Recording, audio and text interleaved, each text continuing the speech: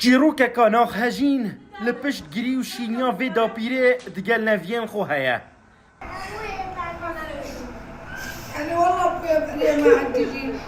Ev zaroke yên du jinkan e.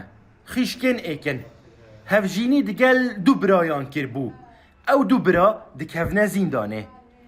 Du kesên dî ku Xwedayên Yasîn parêzerin bi hêceta rizgarkirina hevjînên wan di mawê salek û 6 heyvan da $240,000 ji her du xîşkan wergirtîne. Bû berzekirina fêla xwe ji herê dene her du xîşkan û pişt re bi beran dikujin û li dumahiyê wan sojin. Li nahiya wankê li ser bendava Mosal. يعني مهم راح الظلم خطية تركض ورا رجل هزلمتها بێگونە هەلبەی هەڤژینên xwe çûn. Çima ew zilim? Ji herî kirin, şewitandin, li wan dan û kuştin. Van her du feqîran çi kiribûn? Ew gelek baş bûn. Dilê me ji ber van zarokan dişewite. Sêwiyê me jî hene. Mala min ji sêwiyan tije bû. اي والله كلهم متهم انا بيتي مليان ملي التام. Li gor gotina vê malbatê babên van zarokan bi tûmeta endamên Daeş her êk 20 salan hatbû zîndankirin. Beledîr û nêzik peywendî digel Daeş nebû. Ez mavê dayk û bavê xwe dixwazim. Bavê min tê sûcek nekirîne û hatiye cezakirin. Ez mavê dayka xwe jî dixwazim. Hemû xelek dizanin ku dayka min tiştek nekiriye. Herin ji cîranan pirs bikin.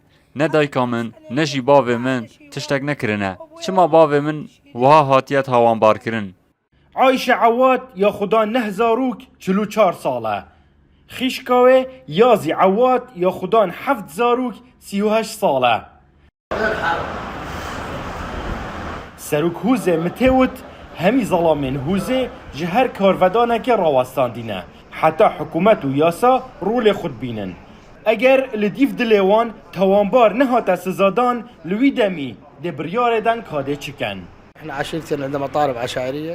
ام عشیرتن و داخوازین مین عشیرتیه هنه. لگور یاسای ام داخواز جه حکومت دکن کو جزای هری گرام بدن وان هر دو تاوانباران و بین دارزاندن. Digel birayê van her du xîşkan û beşek ji zalamên binemalê bi dîratiya 5 kilometran me birî.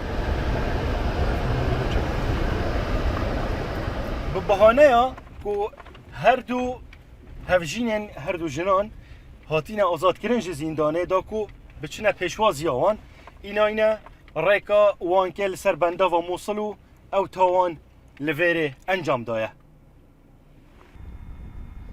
Heta em giheştîne cihê rîdanê li ser bendava Mosul. Hestiyên xîşkên xwe piştî sotîn pêşanî medan.